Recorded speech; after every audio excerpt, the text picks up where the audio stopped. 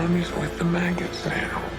Death has come to your little town, Sheriff. Well, hi there.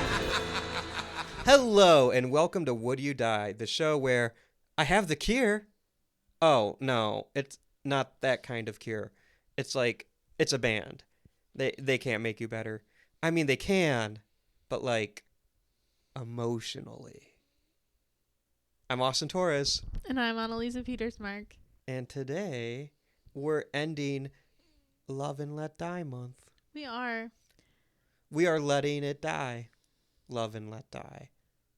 Rep. Love and let die. Bow, bow. Sorry, we had to do that one last time. For sure. One last time. Different genre of music. We are ending Love and Let Die month with LISA Frankenstein. Which is also Lisa's 1-year anniversary of being on the show. This is episode 52, which means we've been doing this for 52 goddamn weeks. Well, dang. Okay, I see how it is. Technically, your anniversary is March 5th. March 5th. Which will be actually technically after next week's episode. But it is 52 weeks of doing this podcast. How do you feel? I feel light. Okay, well, I feel good about it. I'm really excited. No, I feel great. I love... It doesn't feel like a year. It really doesn't. I can't believe... Like, around... Because, again, you guys know this, but we record pretty early. And around this time... last year we were sitting down and like conceptualizing this podcast and talking about what it was going to look like and doing like our photo shoot for the pod and just all of those kind of like preparatory things. And it's now crazily a year in and we've been doing it for so long and I'm really excited to do it for a million more years. And the Patreon's grown a bunch. Yep. And reminder, you can join for $3 a month. Tell your friends, tell your enemies, tell your kids, tell your wife. Tell everybody. Tell everyone. That was supposed to be a Tony Todd reference, but that sounded more like Christian Bale Batman. It's okay. I understood. I got what you meant. Yeah, I'm just very happy. Like this is so great. It's been such a wonderful like creative outlet and passion project and like I love how hard we work on this to make it something good and special and all that cheesy junk. So LISA Frankenstein.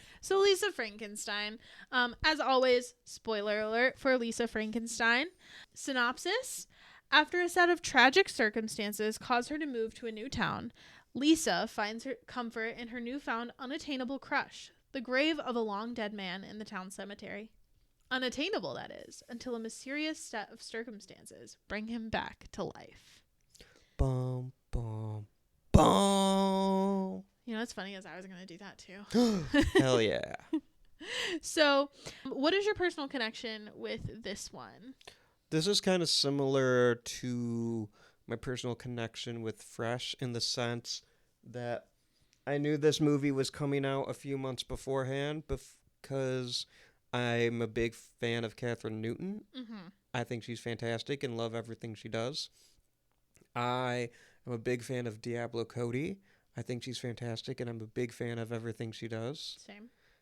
And I was intrigued by the director Zelda Williams. Yes. Who... I believe this was her directorial debut. Mm-hmm.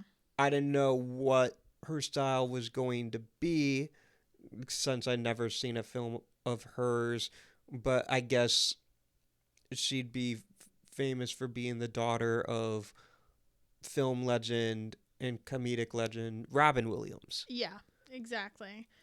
I think a lot of people were like waiting to see kind of what she would do with that legacy and right, that kind of stuff, and if she would do anything like quote unquote with that legacy, or if she would kind of stray away from it or whatever. And yeah, I think, you know, it's it's been kind of an interesting ride to see what she's done with it.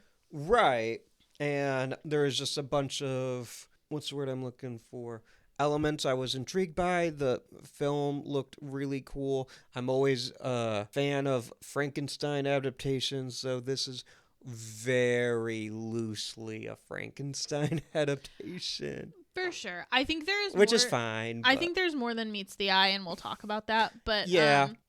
I would agree. I think the Frankenstein adaptation of it all actually lies in the tertiary characters more than it does in the main plot line. Right.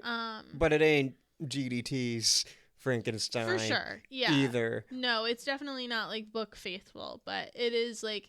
But the inspiration's there. Yeah. We'll talk about the Frankenstein of it all a little bit later. The first time I saw this movie, I saw it opening weekend in theaters. It was my first 2024 release that I watched in theaters. Mm-hmm.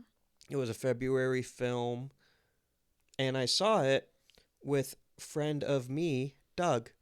Friend of me too, but yeah. Friend of the pod, Doug. Friend of the pod, friend of me, friend of Austin. Doug. Yeah, that's a good romantic flick for you guys to see together. Yep. What is your personal connection with Lisa Frankenstein? As a huge 80s nerd and romance expert and horror novice, this movie was made for me.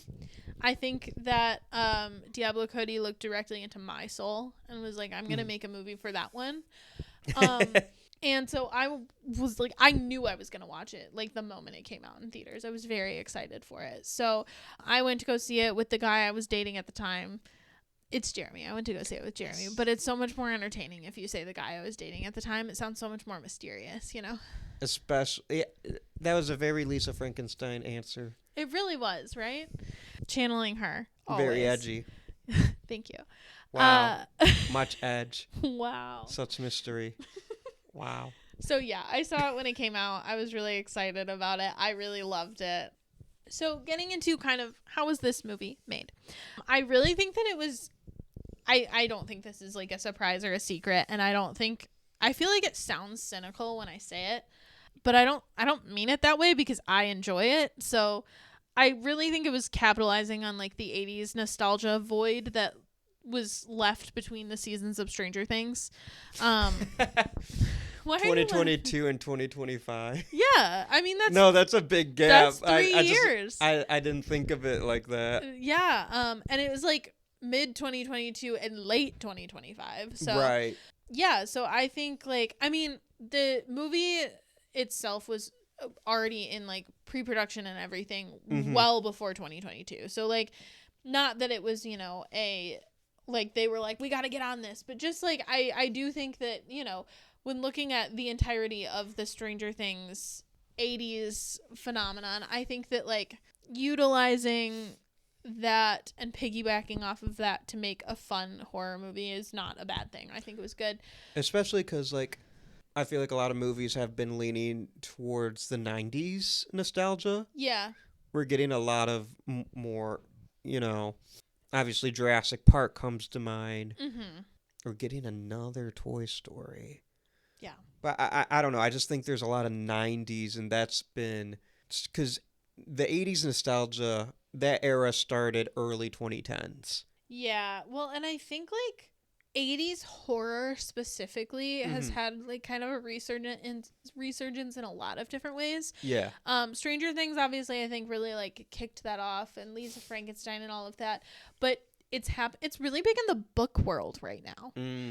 There are a lot of horror books that are coming out now but are set in the 80s. I mean, just off of the top of my head, I can think of 3. I can think of We Ride Upon Sticks, which was a YA book about an 80s lacrosse or field hockey team that sacrifices or makes pledges to the devil to win. My best friend's Exorcism, which is a Grady Hendrix book. It's pretty self-explanatory, but it takes place in the 80s. Grady Summer Hendrix camp. rules. Totally. One of my favorites. And one of like the best sellers of last year, God of the Woods, is a like mystery summer camp like horror adjacent. Some suspect of supernatural kind of stuff. It's yeah, so like that's kind of happening everywhere. And my point about the 90s nostalgia, I think the 80s nostalgia is still around, because I just watched a film on Shudder the other day called Night of the Reaper, and that was very 80s inspired. I watched a film in theaters recently called Primate. Yeah. That was very 80s coded as well. Really? Stranger Things just ended, so that's on my mind. And 28 years later, The Bone Temple, which just came out in theaters, that also had some like 80s nostalgia in a way. But it's also some 90s nostalgia because it's a sequel to 28 Days Later, which came out 2002. That movie feels like a 90s movie to me. Yeah. The nostalgias are starting to blur.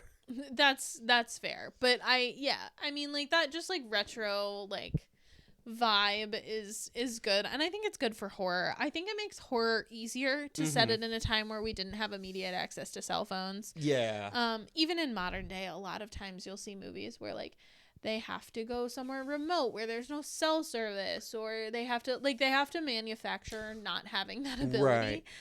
And to expand on your point, this film is very much an 80s film, but it's not just nostalgic for the 80s, because Lisa Frankenstein, her name's Lisa Swallows, and that's unfortunate.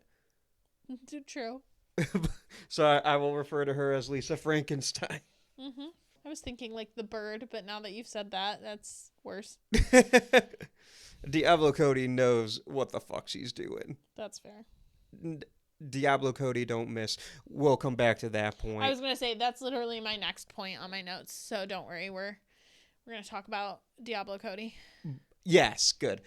Lisa Frankenstein has nostalgia for movies that came out before she was born. Yes. She has nostalgia for the silent films and the classic monsters. She talks about Pabst, the silent film writer-director. Right. There's a lot of homages to Millier, and like she's at one point dressed like the Bride of Frankenstein. Right. She has a creature of the creature from the Black Lagoon poster. There's more. There's for sure more. There's a million references in this movie. So let's talk about how everybody gets involved, right? Diablo Cody writes this. Most famous probably for Juno. Yep. I wanted to absolutely. say Jennifer's Body, but it's Juno. I mean, in the horror world, it might be Jennifer's Body, but she's probably most mainstream famous for writing Juno. She's probably most mainstream famous for the film she won an Oscar for. I said what I said. But I do think she's very beloved in the horror community because of Jennifer's Body. That is a great film. And here's the thing, is that I think that Diablo Cody just writes movies for weird girls, and girls that are slightly disconcerting, and girls that have been told that they should probably tone down their weirdness. And I love that about Diablo Cody. Everyone can enjoy. Yes, absolutely. But yeah, so Diablo Cody writes this movie around 2020, and her partner is mutual friends with Zelda Williams, who, as we mentioned, is Robin Williams' daughter, and kind of mentions her to Diablo Cody and is like, I think that Zelda Williams would be really good for this. So Zelda gets the script. She was looking for actively something that was reminiscent, and this is from an interview of hers, something that was reminiscent of some of her favorite movies from childhood, Young Frankenstein and Beetlejuice. This is both. so she found it. Speaking of the 80s nostalgia, Young Frankenstein, that might be that's a 70s way earlier, film. But Yeah, that's a I 70s think film. 74? Yeah, that's a 70s film, but Beetlejuice is late 80s, 80s. I mean, it's you're basically a talking 90s. a comedic Frankenstein adaptation and an 80s movie. And you got with good music, and you've got it. You've got it. Not just an 80s movie, but one that heavily has a teenage goth. Yeah. I am very strange and unusual.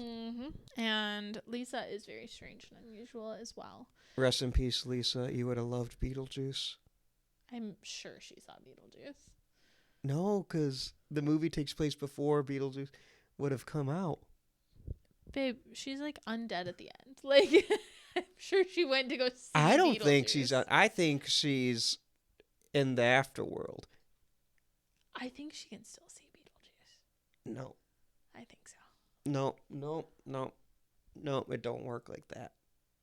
Movies are for the living. I don't think that's true.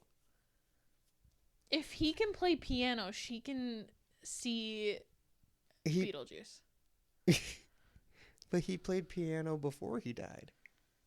And he's reading poetry from before he died. Yeah? I don't think... He also listens to albums and puts on he listens to The Cure. When he's in our realm, but I'm saying they're back in their realm. I don't think they have movies in that. Oh, I don't think the ending means that. I think they were both undead at the end. I thought they were both in heaven. If they're both in heaven, why would she be all burned? Because she took a fucked up way to get there. My interpretation has always been that he, the more time he spends undead, the more alive he becomes. And you see that throughout the movie, and that she is now going through that same process. My interpretation is that they are just chilling on Earth. Yeah, and I think that they got the tongue from Tamara. Which one's Tamara? The nosy ass bitch who reported her to the cops. She talks too much. Oh. They took her tongue because she talks too much. I read it completely differently. I mean, that's fine. We can have different interpretations of the end. But yeah, that's kind of was my assumption. I like that the end doesn't really tell you either. Let us know what you think the ending means. Yeah. So Zelda Williams was looking for something reminiscent of Young Frankenstein and Beetlejuice. She looks very Lydia Dietz at the end, too. Yes, she does. And Zelda recruited Cole Sprouse first. Oh. Because she literally was like, we were having trouble finding somebody who just wanted to be a monster who doesn't really talk very much through the whole movie. Yeah. And luckily, apparently, Cole had always wanted to play a monster. He and Zelda had been friends for years. And then That makes sense. Yeah, right? And then she casted Lisa from seeing her in Freaky afterwards. Oh, Catherine Newton. Casted the role of Lisa. Right, by after seeing Catherine Newton in Freaky. Freaky. Which we talked about. We did. Go back and listen to that episode. Because of the pandemic, they could not do chemistry reads because they were casting this way back in 2020, which was a huge risk for a rom-com. For Williams. She was like, yeah, doing a rom-com with no chemistry reads is kind of a crazy thing that we did. But they did do that. Another thing that I really wanted to point out was kind of just tangentially, but I don't know when else will point it out, is the fact that Zelda Williams also recruited Mark Worthington to do the sets. Which I think the sets are really great because they do point to a very specific aesthetic of the 80s that I think fits her stepmother very well. Mm-hmm. And the reason that Mark Worthington is notable is the reason that Zelda Williams recruited him and got him on set was because he also did WandaVision, and he did a phenomenal job with those sets. And WandaVision's also very nostalgic for multiple... Yes. Because it's not just the 80s that he's doing. He's making those dream sequences sets. Right, exactly. That are theatrical. In the 50s and 60s. It goes through the decades. And all of those sets are very well done. They're not very... a lot of times when you see, retro movies that are made in modern day, they kind of over exaggerate and tend to bring alive a almost cartoonish version of the era, whereas he did a really good job at making TV sets that looked like it was a sitcom from that era. Yeah. Which is kind of cool. It's kind of the critique that people had about Stranger Things season 3. I think it's kind of an unfounded critique because I do think that everything is kind of bigger and brighter at the mall. I mean, it's more neon, it's more colorful. But I do understand when you compare it to the grittier, more earth-toned season 1 and 2, why that would seem out of place. Right. So, yeah. And speaking of Stranger Things, we have a Stranger Things alum in this movie. We do. Moving on. Are you going to talk about it? I thought you were going to talk about it, and then you're like, yeah. No, I was playing along because I don't know who it is, so you can... Oh, do you really? I mean, I'm sure I will once you say it. Producer Jeremy, you know who I'm talking about. Oh, duh! Yes, I do! Because I brought it up in our text the other day. Yeah. Yes, absolutely. I'm still in the dark, but I'm bad at reading the group chat. Hey, Jeremy. Yeah. Who plays Lisa's dad? Oh, right. Yes. Wait, I don't know his name. Joe Trest, is that it? Yeah. I think he's more likable in this, but he is. Oh, he's definitely He more definitely likable is. in this. He does still play like a semi-absent dad from the 80s, but more present than he does in Stranger Things. I feel like he actually loves his daughter Of course. in this one, and I don't think Ted gives a fuck about his kids. Ted doesn't. I don't know that Ted knows that he has 3 children. Yeah, He for sure doesn't know Holly exists. And I think he forgot Nancy exists. I was gonna say, I actually think he forgot Nancy, if any of them. Maybe. And he hates Mike. Oh yeah. Yeah. The only kid he's aware of, he doesn't like. What I do. Yeah. I always think of that moment. I think it's from season 1. Mm-hmm. Yeah, no, I'm sorry. I literally mentioned him several times and then forgot. I completely forgot about it, yeah. Joe Crest. Yes, Joe, yeah. That's what you said. I was just making sure. Yeah. I think I completely forgot, which is so funny because I literally, like I said, mentioned it. You're the one that pointed it out. I mean, I knew. Right. But I did point it out. You put it in the group chat before I did. started the movie. That's my bad, you guys. So you reminded me, because this is actually only the second time I've seen this movie.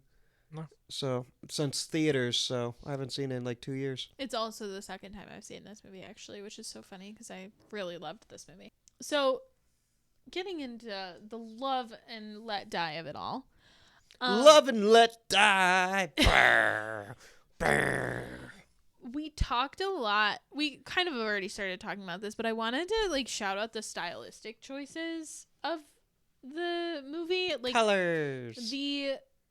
Well, actually, I was Black going and to talk white. about the lack of colors. The opening scene with the animation. Oh, yeah. It feels very like, I hate to say it because I know we have controversial opinions on this podcast about him, but it feels very like Tim Burton, kind of getting you into it. All right, I'm out. Sorry. And that was a Would You Die podcast.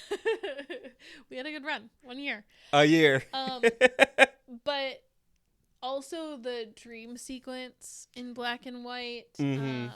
Yeah, I love that scene. I think it's so fun and beautiful. And I like that Lisa herself goes from being a very real character and just having like real conversations to like this over dramatic, like speaking in long flowery sentences. She gal. becomes more theatrical. Yeah. Over the course of the film, and mean too. Yeah. I think she's justified most of the time. Most of the time. I don't think all the time, but most of the time. But that's what makes her really interesting, because I feel like a safe movie, she'd only go to a certain point, where this movie risks you losing sympathy points for her. Yeah, and I think With that's okay. How nasty she can be, and I think that's great, actually.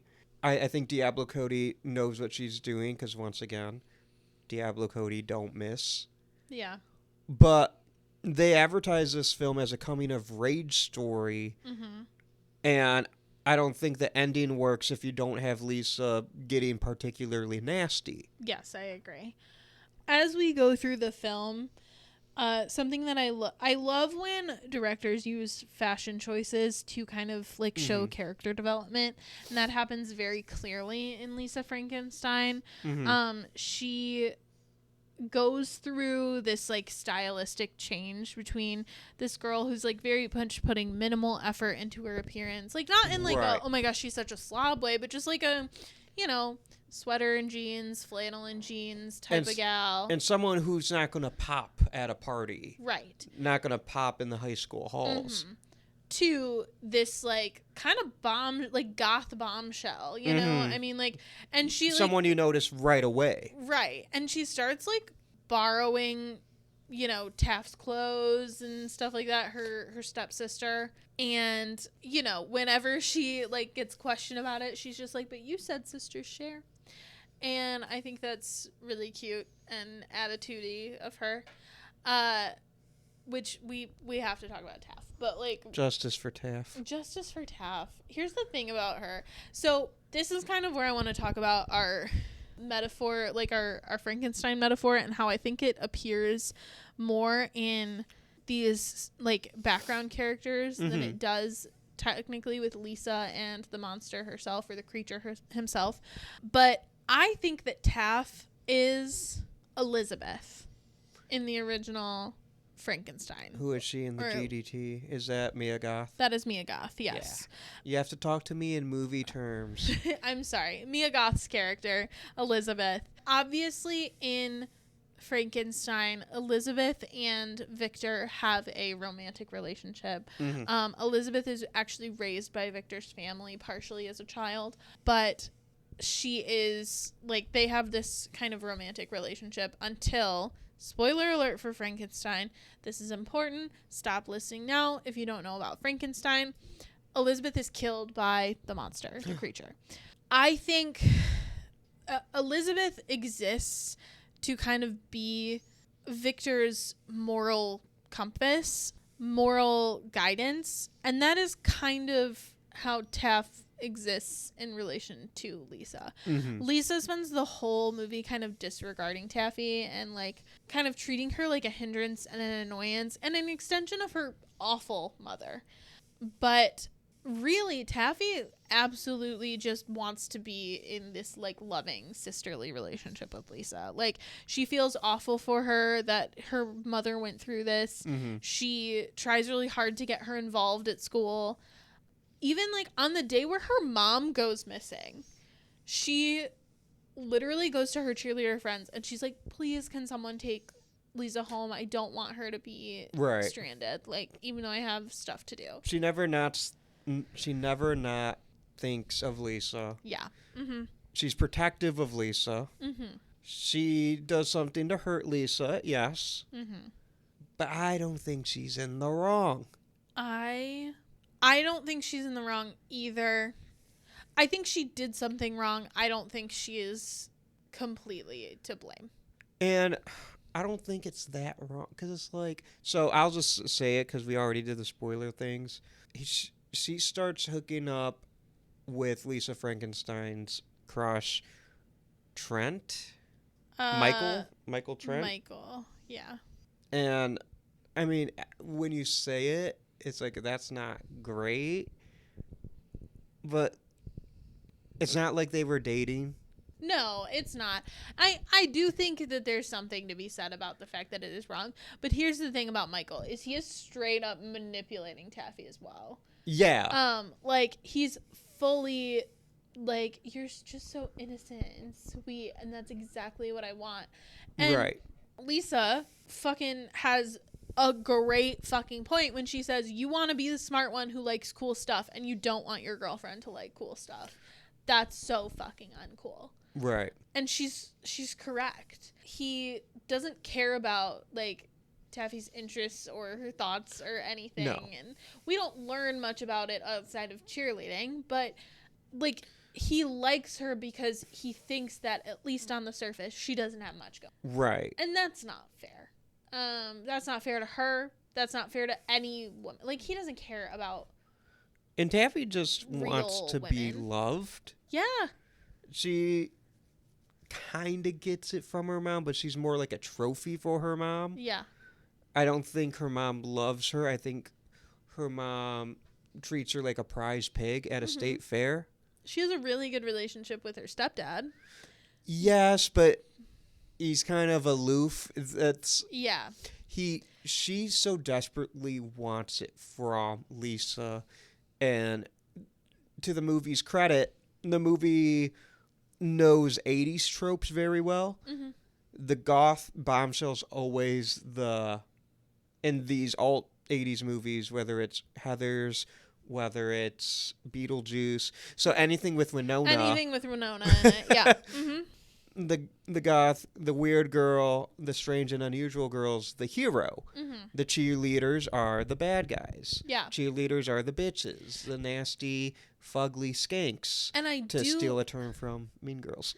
I like that this movie didn't do that. You know what I mean? Yeah. Even though she does ultimately kind of screw over Lisa in that small way, the whole movie, she's not like fake nice. She is genuinely like, Right. let's get you like, you know, all dolled up. Let's get you going.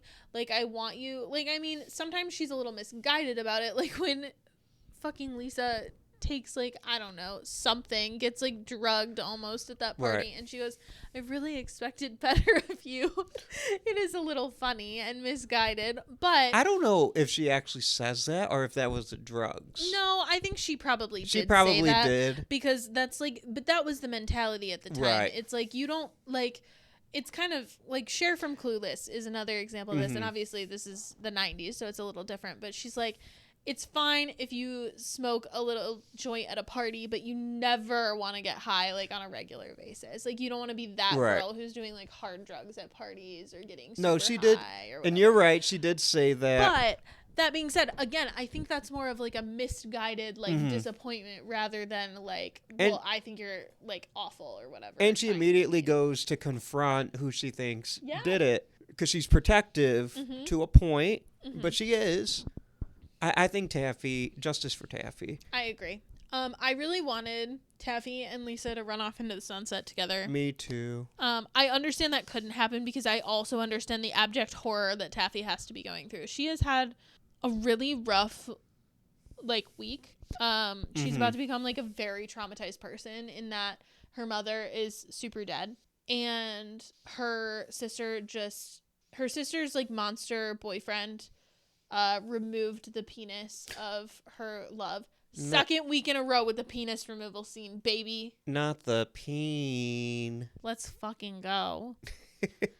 This one was glorious because you see the slow-mo reaction shots and the slow-mo shot of the silhouette of the peen going against the... It was awesome. I will say, sisters do share. So See?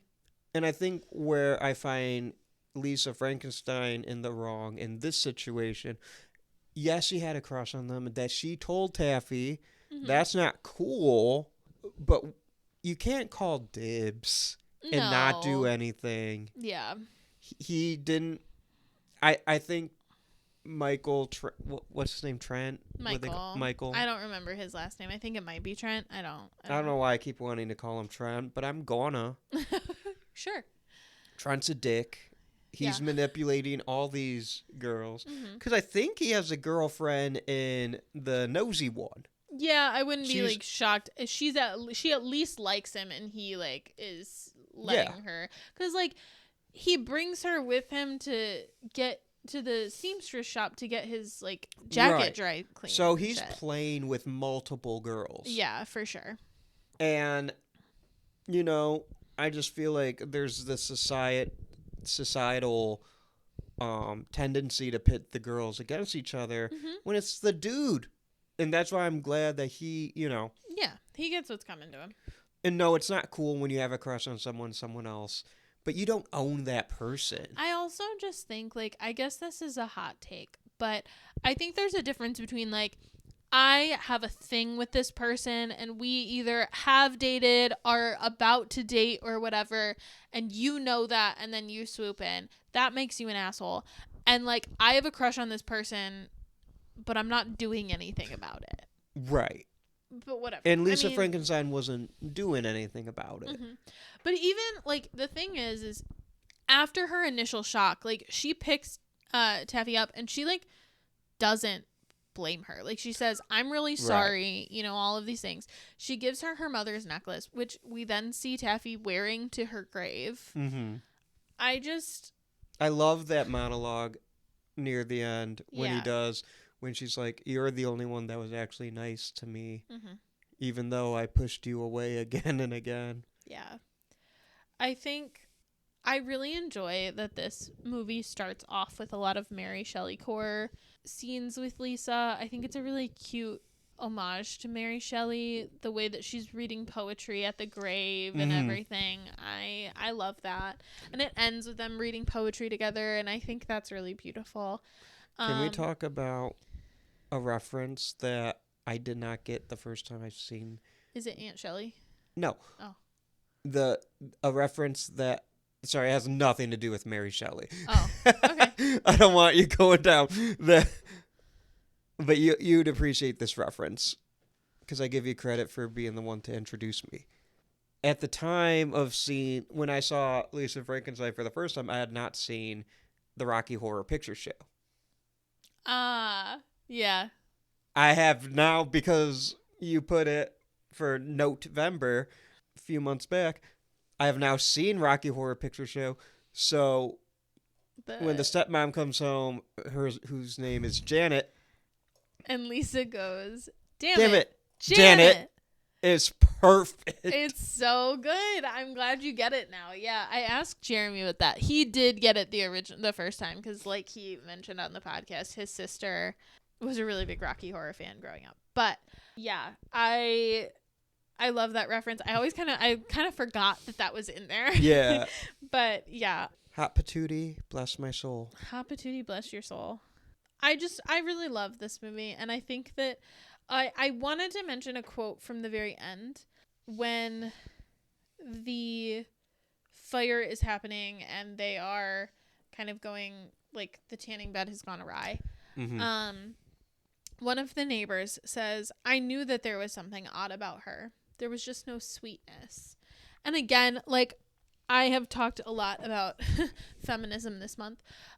But again, I just really like that Diablo Cody makes movies for, like, young girls who are not palatable. You know what I mean? Like, Jennifer is a character who, though she is very popular with boys, is also, like, not very palatable with girls. She does not have a lot of girl friends. Needy is absolutely not popular with anybody. No offense. Fucking love Amanda Seyfried, as we talked about a couple weeks ago. But Juno is not a popular character. She is very socially awkward. She doesn't have a lot of friends. She, in fact, gets along better with adults in her life than she does with other kids, sometimes to her detriment. And I think this is just another example of, like, a young girl who people look at and it's just like, she's very fucking weird and she's messy and she's not perfect and she's kind of not a sympathetic character at sometimes. Like, sometimes she's downright unlikable. Right. She's a murderer. She is a murderer. And though, like, we can feel, like, moments of, like, fuck yeah, like, when Janet gets rocked, I'm not gonna lie and pretend I was, like, sad about it. Or when Doug, not to be confused with friend of me and friend of the pod, friend of the Doug. pod, Doug. But, like, when Lil he's, like, a weird wannabe, yeah, yeah, like a molester. What's the right word? Because he didn't rape. No, but like sexual assault. Yeah. Especially when she's, like, on drugs. Right. He tried to take advantage of a girl who was high and never been high. And, like, sure, does the cop who was like, hey, this is a closed crime scene, deserve to be thrown into a pit? Probably not. I forgot about that. But that made me laugh. Whatever. I don't think she died. At that point, we're too far gone. I don't think she I don't think so either. But it is a fuck yeah when the little twerp gets his hand cut off. But she's not, my point is like, she's not a sympathetic character all the time, but she does deserve goodness. Right. And I don't know, there are just some, like, there's something to be said, speaking quite candidly, about being somebody who and I don't want like to, throw a pity party. I have a lot of friends. I have always had a lot of friends. Like, I consider myself pretty fortunate to have some pretty good friends. But I have also been told in my past that I am not the most likable person at times. And that's fine. Nobody is required to like me. But I think anybody who's ever been told that to their face, this is a good movie. Yeah, you take that to heart. Because you do. Like, so. Everyone's required to like me. Yeah, that's the law. It is literally the law. Mm-hmm. Do you want to talk about our superlatives? Our LISA Frankenstein latives. Our creaturelatives. Ooh, creaturelatives, but that's would be better saved for a different movie. Shelley-latives. Shelley-latives. Mary-latives. The curelatives. The curelatives. That's good. Wallenstone-craft-latives. Sucurlatives. Taffy-latives. Taff-latives. Absent father-latives. Dad from Stranger Things-latives. The I can't fight this feeling anymore. Latives.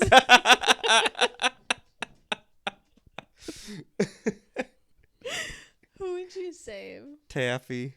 I said Taff.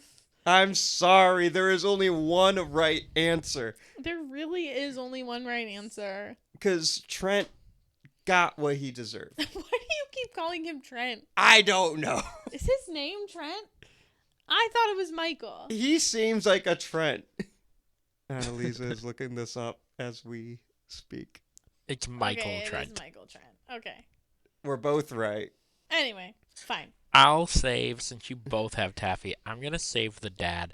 I know he's a little absent father-ish, but, like, his wife died. Yeah, we didn't talk about that at all. Right. Like, his wife died. Traumatically. And then his wife died. Traumatically. Yeah. And then his daughter died. Traumatically. Yeah. Like, there's a lot going on. And I think the aloofness might be a defense mechanism. That is Yeah. fair. Yeah. Here's the thing. But he has had 2 wives, both of which have been murdered. Within a year. Yeah. And he didn't even do it. No. But he probably has suspicions now. Like, there's probably for sure. suspect. I will say one scene that I was kind of obsessed with was when they were reporting on Janet's murder. And she goes, like, she has this beautiful red hair, and she's, like, this size, and she wears white diamonds perfume. Yeah. She's a bitch. I fucking lost it. Because, yeah, that was a bitch in the 80s. No, my same scene, kind of, but my favorite part is a little earlier when she's like, when you're at the park and you see a Labrador Retriever, and when the brown hair just hits... The sun just right. Right. And you can see flecks of red. Yep. And then the dad's just like, yeah, brown. It's good. The actress who plays Taffy. Yes. Is really... I've never seen her before. Liza Soberano. She is so good. Yeah, she is. I just want to make sure we give her flowers this episode. Especially because we've been talking about this character. So I forgot how much I love Taffy. Yeah, she is phenomenal. She's mostly, it seems, been in some smaller stuff and some stuff that was on kind of like Canadian TV. But yeah, I think she was so phenomenal in this movie. Anyway, what is your favorite scare? Peen. Same.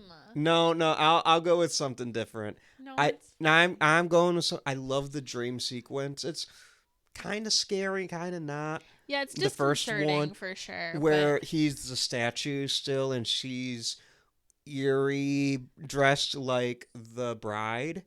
Yes, in the Pabst dress. Yeah. And it's cerebral. Mm-hmm. Oh my God, he's in a wheelchair?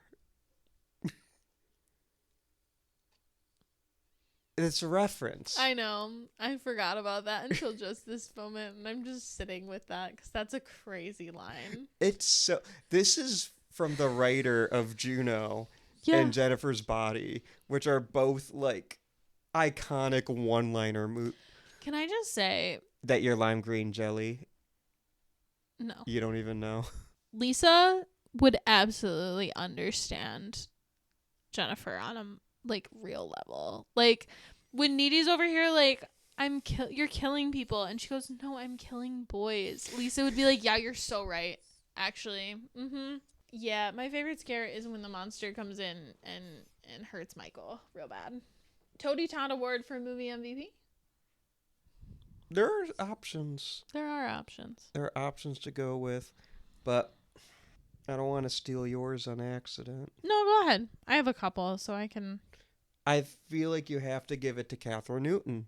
That's fair. Lisa Frankenstein is a really hard role to pull off the way this movie's intended to be pulled off. I think it's so easy for that role to be played. I don't want to say wrong because it's art, but you know what I mean? Yeah.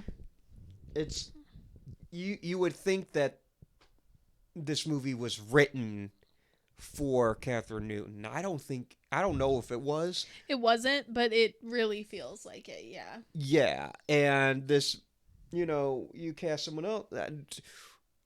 Is this movie as fun or dark? You know what I mean?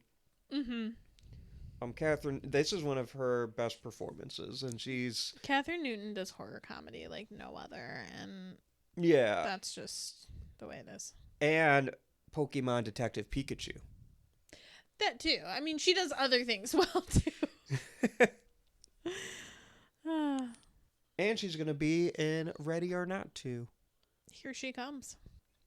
My Tony Todd Award for movie MVP then, since you have said Catherine Newton, which I totally agree with, will be Liza Zambrano. I think she is phenomenal.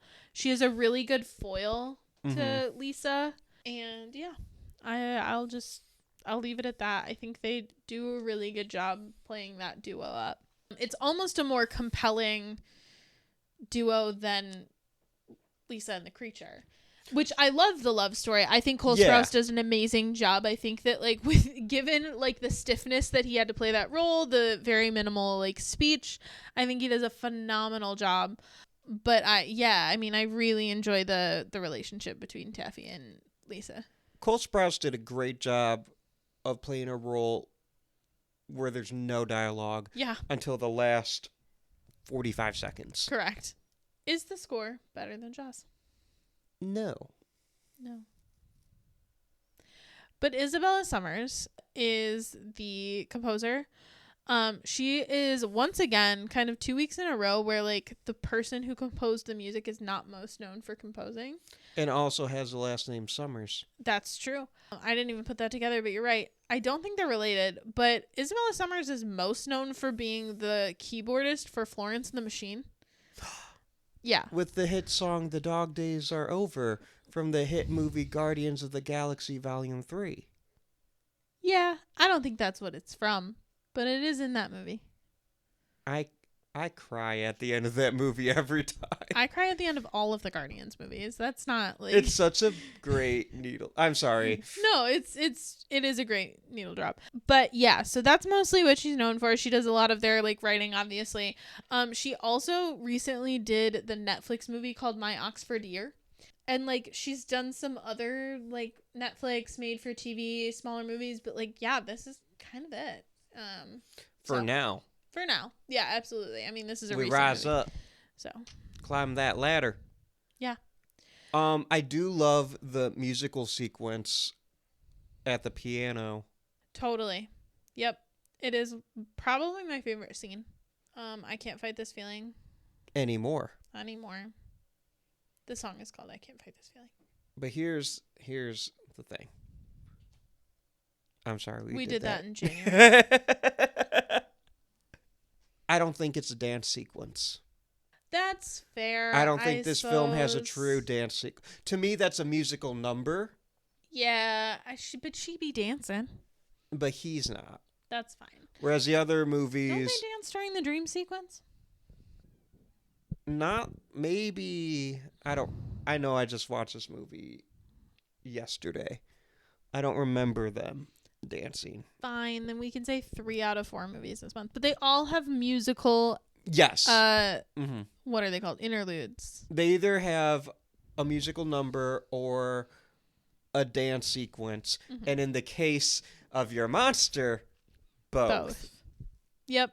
It's good. Okay. Very musical films.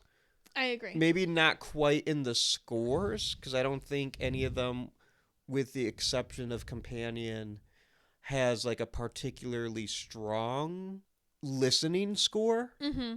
I don't want to say they're not strong scores, because a score can be strong without bringing attention to itself. Yeah. Whereas Companion, I think, is the only one where I can hum the theme in my head. That's fair. But I've also seen the movie 4 times. Yeah. A fine addition to your collection. Do you own it? Would you? I own it. You do? Mm-hmm. Nice. I bought it on Blu-ray as soon as I could. That's awesome. I'm going to do something a little different, and I'm going to say that I really want to own the original motion picture soundtrack on vinyl. Ooh. They have 3 pressings of the vinyl, all of which are very cool. The first one is a glow-in-the-dark vinyl with like a wine-colored spatter. They also have a neon pink version, and the one that I want is unfortunately sold out. It is an exclusive splatter vinyl that is like a electric blue with neon pink splatter. Oh, that's cool. And they are all very cool. It's very like Lisa Frankenstein-esque vibes. And so I really want the vinyl. I might wait until if they restock. I don't know that they will, because it's not like this, no offense, movie was super well received, but the actual like vinyl sleeve is also very cool. If you open it up, it has the monster and Lisa like in an embrace. On the back, it has the bust of him. They also sell a cassette tape, but it does have all of the score as well as some of the like good needle drops soundtrack. Hell yeah. So yeah, I have this on Blu-ray. you said that. I wanted to say it again. Okay, I'm proud of you. Your Blu-ray. All right, everybody, get out your Letterboxd reviews. Lisa Frankenstein. So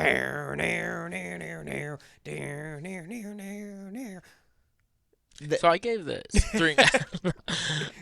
So I gave this movie 3.5 stars, and a heart. I didn't forget the heart on this one. Yes. My review: fun performances all around. Give him a hand. Ha. Also, hi, Jeremy. I've been around a little more this time. That's true. A little more. Not in the last 3 minutes. That's true. So this is a really exciting and momentous occasion because this is the first time that I have logged a movie twice. So this is the first time I've logged a Letterboxd movie twice. Not because it's the first time I've watched a movie twice, but just because until like the tail end of last year, I was not very good at logging movies unless they were for the podcast. So Lisa Frankenstein, however, 2 years ago made a very big impression on me. So my most liked Letterboxd review ever is from February 11th, 2024. And it gave Lisa Frankenstein's 4 stars, though notably not a heart, which is crazy because I've rectified that. But it says Valentine's Day is for the weird girls. Sorry. Oh. And then this year, I rated it 4 stars and a heart. And I said, this movie is really healing for any girl who felt esoteric as a child and was actually just a bit pretentious. Though I wish deeply that Taffy and Lisa would have become best friends and run off into the sunset together, I suppose the ending with the creature reading her poetry is great as well. I like it. What about you? I gave this 3.5 stars and a heart. Okay. And I said, not me doing the Leo point every time an old classic film was mentioned. Yes, I did like your Letterboxd review. And you mentioned your first one being your most liked review. Mm-hmm. My first Lisa Frankenstein review back at February 8th, 2024 was also my most liked review ever. I got 20 likes. Fuck yeah. And I said, first 2024 release for me is Lisa Frankenstein. This film was so much fun, and I laughed a bunch. I love the 80s aesthetic matched with the classic monster and cinema vibes. Kathryn Newton is a delight and honestly a star. She's incredible in this.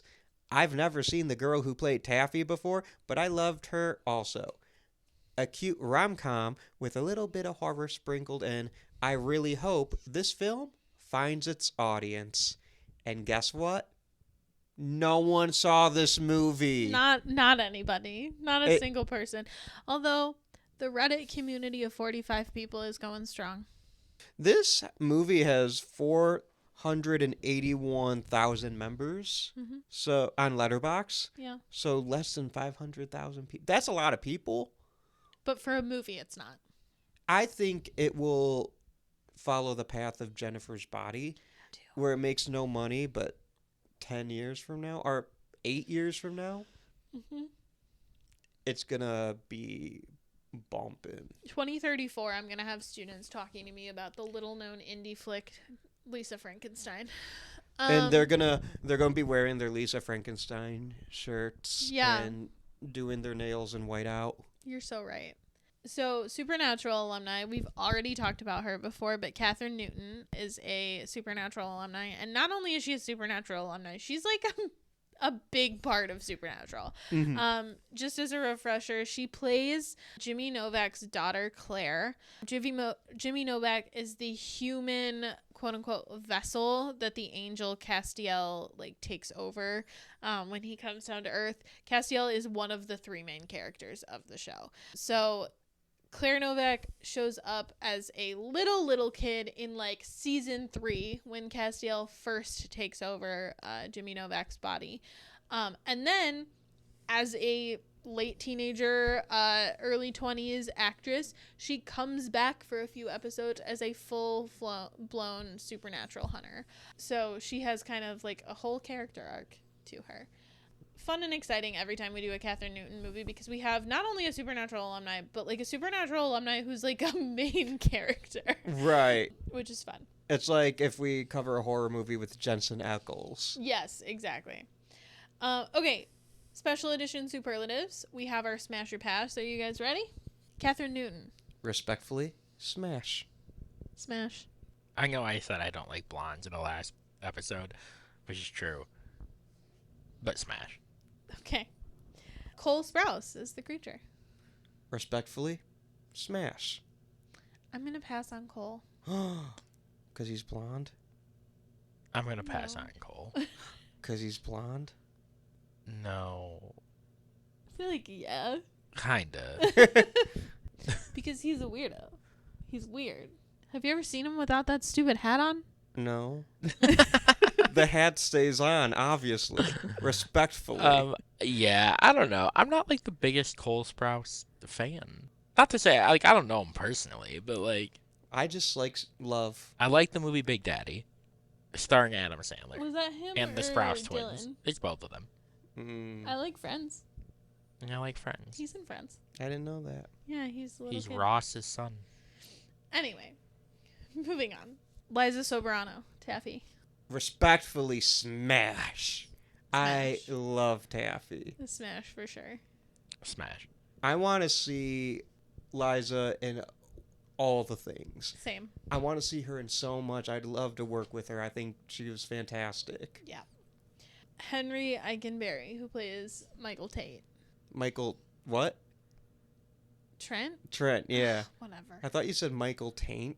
I said Tate, but that wasn't right either. Let's try that again. Henry Eikenberry, who plays Michael Trent. Pass. Damn. Pass. Pass. Was that your first pass of the month? Yeah, and I wasn't planning on it, but I don't. Yeah, all right. Respectfully, I would work with him. He was good. Respectfully pass. Respectfully, no. All right, are we ready for our Bay Award? Well, there's like 2 more main characters. I was just going for like the main characters as build. All right, fine. Joe Crest. Smash. Respectfully. I'm gonna pass. I will smash Carla Gugino. Yes. Yeah. Smash. Respectfully. Smash. I met her at a Comic-Con. She's awesome. She's lovely. She's been in like everything. I mean, like, I remember her from like when I was a kid in Spy Kids. Yeah. But like, she's in a lot of stuff. She's in like Haunting of Hill House. A lot of Mike Flan. She's part of Yeah. the Flaniverse, Flanafam. For sure. A big part of the Flanafam. Mm-hmm. Bay Award? I would give my Bay Award to Taffy. Okay. I'm gonna give it to Catherine Newton then. I'm gonna double down with Austin here. Liza Soberano. Yeah. Soberano. Yeah. Soberano. Oh, I get it. You were doing Oh, a thing, that was good. And I fucked you up. I'm sorry. Yeah. Don't Soberano. correct me. Goddamn. I think giving him a mic was a mistake. A year in, and Jeremy thinks he's part of the show. Oh, that was really mean. Anneliese, why would you say that? Don't correct me is crazy. The disrespect. Because at the end of the day, it's not all men. It's not all. Just But- Jeremy. But let me explain what just happened. All right, and last but not least, unfortunately, that would work on me. Here are mine. Saying that my poems remind him of Plath or Anne Sexton, unfortunately, would work on me. Playing the piano instrumental to I Can't Fight This Feeling, unfortunately, would work on me. And then reading poetry to me on a park bench after my whole body had been fried, unfortunately, would work on me. Leaving a note in my locker and asking me to meet up at a creepy cemetery, unfortunately, would work on me. I know what else would work on you. Asking who your favorite director Oh, yeah. was, unfortunately, would work on you. Yeah, it would. Yeah, it's fair. I don't know that I have one for this. I am thinking and I just am blanking on all the things. Just nothing? Yeah. Helping me with my gruesome, horrible. Why did she want to burn alive? Why is that the way she went? Helping me. Because that's how she stays undead. Oh yeah. Helping me orchestrate my tanning bed suicide. would work on me. Unfortunately. Unfortunately, it would work on Jeremy. Knowing the cure, unfortunately, would work Damn. on me. Yeah. Austin, would you die? No. I'll tell you why. Because this is high school drama, and I'm a 30-year-old man. I would not be involved. That's fair. I said, in order to be with my living dead one true love, sure. In order to be a sacrifice for someone else's living dead one true love, no. And I'll tell you why. Because I am not an asshole or a molester or any of the terrible things that all of the people who get their extremities Right. removed are. That's that. I wouldn't be mean to the goth girl. Exactly. Never be mean to the goth girl. I mean, don't be mean to anybody. Kindness rules. Yes. But especially when it comes to life or death, don't be mean to the goth girl. if you're in an 80s horror movie, don't be mean to the goth girl. Or 90s for that matter. Or real life. Or 2000s. I'm thinking Ginger Snaps. I'm thinking The Craft. Just don't. First of all, just don't Danny bully. Phantom. Yeah, exactly. Sure. But that one's She-Go. more because she's hot. Anyway. Raven from Teen Titans. You're just naming goth girls. You're not saying anything about them. Varang from Avatar 3, Fire and Ash. Austin, where can the people find you? The people can find me simping for goth girl. No, let me say something. No, say that. I want you to say that. With my whole chest. I want you to say it with your whole chest. I'm sorry, that was really funny. The people can find me simping for goth girls Okay. at Austin M. Torres. Across all the social medias. Not TikTok, I just deleted it. Oh, you and producer Jeremy both deleting TikTok. Yep. You can find the show's social media at Would You Die Show on Instagram and Threads. And I'm going to delete that TikTok. I just haven't done it yet. But at the time of you're listening to it, yeah, I will. You could also find us on YouTube, where you can listen to us. But you don't need to do that because you're already listening. You can watch my short films on the YouTube. Like Ice Cream, The Blood Witch, and Spider. And also, for only $3 a month, you can join our Patreon, where you get a weekly sports show called Would You Ball, because we like sports. And we don't care who knows. Our bi-monthly podcast, The Godzilla Project, where we watch a Godzilla movie, me, the expert, Anneliese and Jeremy, the Godzilla Amateurs. novices? Yeah, novices. I almost said Godzilla virgins, but that is not the case. That's weird. No, it's not the case. You guys watched the first one. That's true. And second one. So, King Kong versus Godzilla next month. Bi-monthly, and we have monthly episodes having to do with the month theme. So this month, I should say, is Palm Springs. Mm-hmm. Lots of stuff for only $3 a month. Tell your friends, tell your family, tell everybody. Tell everyone. Thank you, Batman. Where can the people find you? The people can find me staying the fuck away from tanning beds.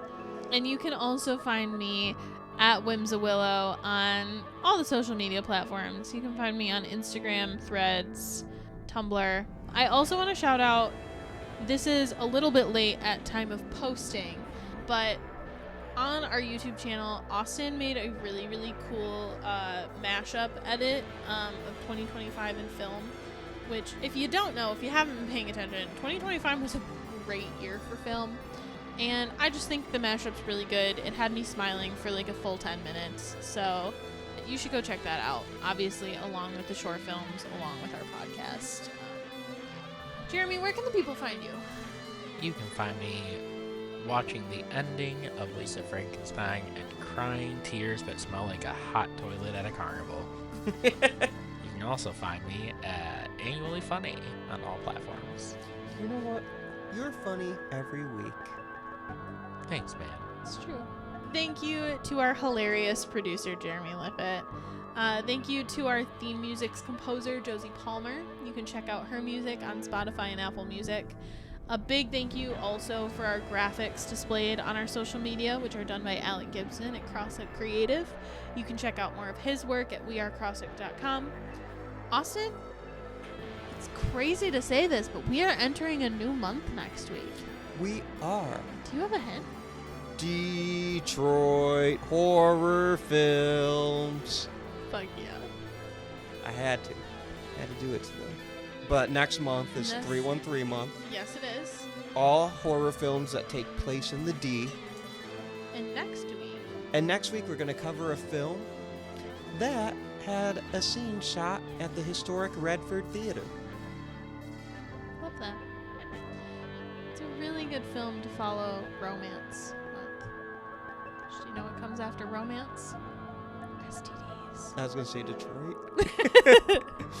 Until then, I'm Austin Torres. And I'm Anneliese Petersburg. Lisa Frankenstein.